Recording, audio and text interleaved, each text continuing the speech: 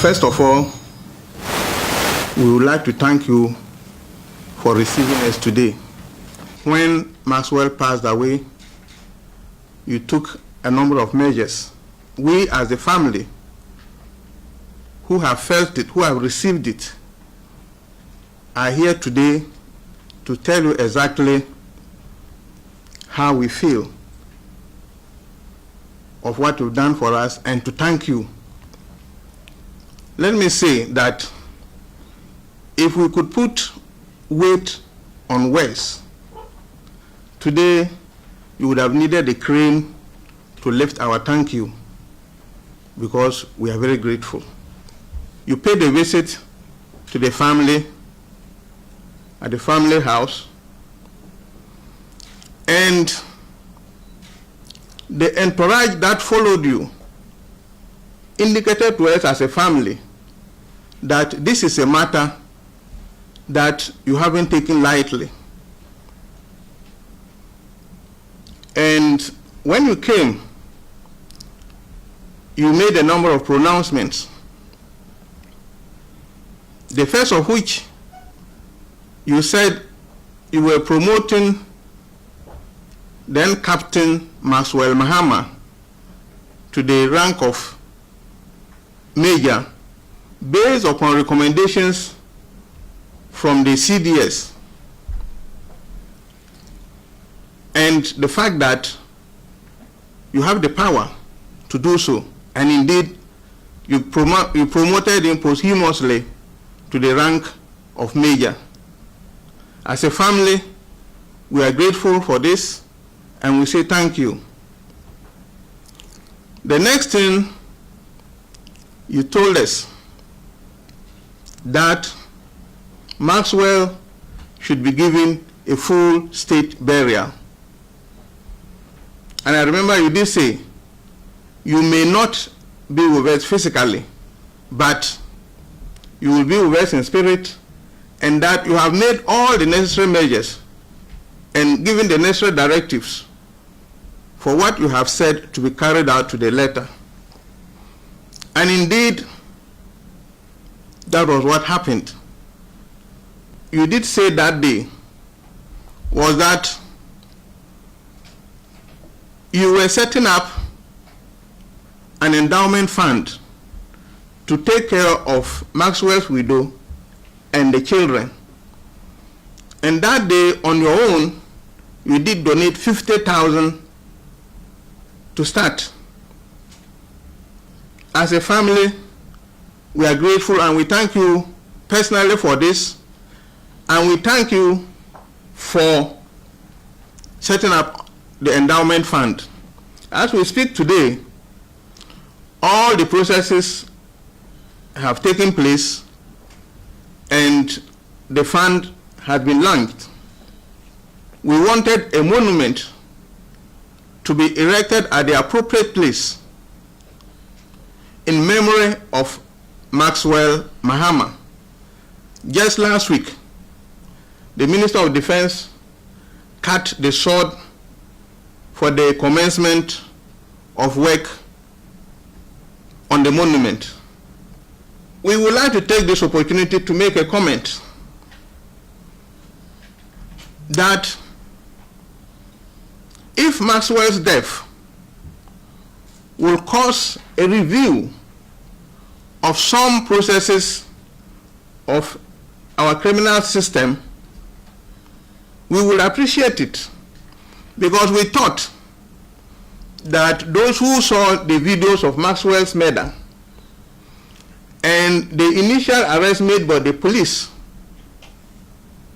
gave the number about 50. However, the legal system the investigators followed and the processes leading to court left us with only 14 people. We may be sentimental here, but the law is the law. Our sentiments are also our sentiments. We would have wished that all those people should go before the judge and explain their presence at the scene. For those who urge the killers on we see them as guilty as the killers. Unfortunately, the law doesn't work that way. And we think that probably it's time to look at it, because now technology has made certain things possible. And we believe that our criminal system should benefit from that. We sit here as a family, not that we are relieved of Maxwell's death, but we are relieved. We are happy that the way and manner you handled it is what has pulled us through this 1 year. On behalf of the family, Maxwell's father, Maxwell's mother, Maxwell's widow, and the rest of the family, we say a big thank you, Mr. President, for all that you did for us. We are grateful. Thank you elephantly. The Chief of Defense Staff, and the father, the mother, widow, relatives of Major Mahama, let me first of all welcome you to the seat of the presidency of our country, Jubilee House, and to say something which is obvious, or to wish we had met in different circumstances.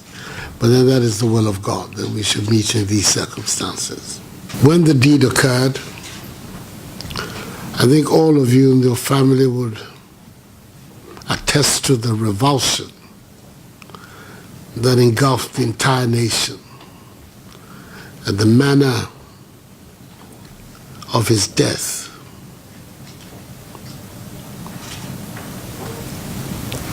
The Ghanaian people, almost to a man, to a woman, indicated that this was not their idea of how our society should be.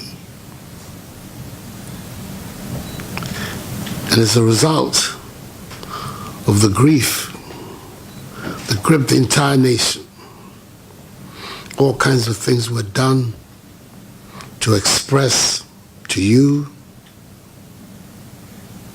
our deep condolences and sympathies, as well as our solidarity in a very difficult moment in your lives, individually, as a family, as well as in the life of our nation. All that was done, which you have enumerated, were done because the Ghanaian people, on whose behalf and in whose name I act, wanted to express to you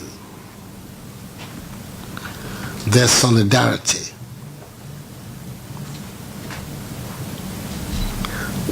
Well, on a very personal level, of course, I'm grateful for the thanks, but I think that at the end of the day, the thanks that you have to go to the people of Ghana. I was a vehicle for expressing their regret, their sadness, their revulsion, their grief. In many cases, many times in our country, when things are going to be done, there are always unnecessary delays of one sort or another. Happily, that has not been the case this time. The various steps that were outlined that should be taken to send him off with as much dignity as our nation can muster, giving him a state funeral, and making special accommodations for his widow. I believe that today she is a member of the Foreign Service of our country.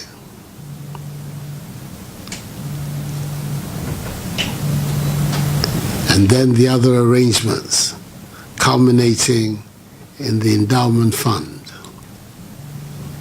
It's usually quite a difficult exercise signing checks.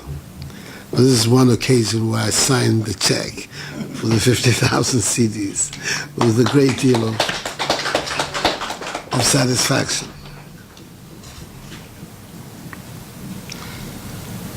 We have all learned a lot of lessons from what has happened, especially also the armed forces. And I'm hoping that those lessons will guide us to do things better. The call you have made for the review of the criminal law, to me, is totally legitimate. That is the way in which we get progress in a nation. Events occur, and we look at the responses of the society, the institutions of the state, to determine whether they're adequate in dealing with the particular problem that had not been anticipated, that perhaps is coming up for the first time. And then when you look at those institutions and you look at the methods and processes, and you're satisfied that they can be improved, you've spoken about the aid of technology, which may not have been present at the time the criminal code was written. It's present today, that it will make sense for the review of the criminal law to take into account these developments in the evolution of our country and society. So I back 100% the call you have made for a review of the criminal law. And those who are responsible for that exercise will hear from today not only your call, but my support for your call, and hopefully it will begin the process of a national dialogue which will result in the intervention of the Parliament and make the necessary adjustments to our criminal code. But I think it is important that all of us recognize that sometimes it takes tragic events like this for us to be able to arrive at a better way of handling matters. So the call you have made for a review of the criminal law is a very legitimate one. I don't think you're out of court at all. I think you're very much within grounds for having done so. All of these, the recognition, the support of the state, the various arrangements, they can never take away from the loss, which is felt by some people in this room with greater poignancy than with others. I see the beautiful young girl, the widow. I see the mother, and I see the father, and the aunts, and the brother, uncles. And I know that your sense of loss is very acute, and it's going to take a long time for it to find its proper place in your soul. But this is the lot of man. We're faced unexpected moments, with these moments of difficulty, of loss, and our comfort has always to be in the Almighty, our Redeemer. What is difficult to believe has not abandoned us, but I am confident that He never abandons us. So that has to be my closing words to you, that you have to continue to seek solace in the solidarity and not just of the Ghanaian people, but in the design of the Almighty. He knows best why these moments of trial and tribulation are brought onto our paths. And we have to continue to hold on to our faith to be able to survive such moments. So that is my commendation to you. The handsome young man that you married, it's a pity. But you have responsibilities. You have the children, and you have your own life. So you have to continue to persevere. It's difficult for a mother. After a certain time, you can't have any more children and replace them.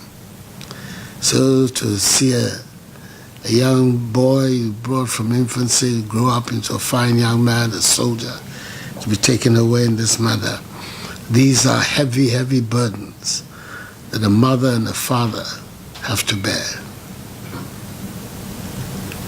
But there it is.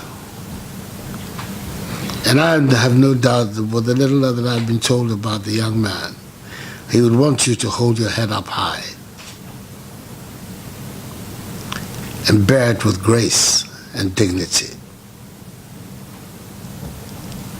knowing always that you can count on many people. People do not have to be members of your family or your blood to be your brothers and sisters. And here you have many, many brothers and sisters in Ghana, beginning with Mr. President, to be able to comfort you these difficult times that you're going through. I would have wished, as I said at the beginning, that we had met in better times. But there it is. We have to be together in this event. I'm sorry about it, but I'm grateful for your presence here and for your coming to express your gratitude for the little that I and the Ghanaian state and nation have been able to do for you in this moment of loss. God bless us all and keep us together. Thank you for coming.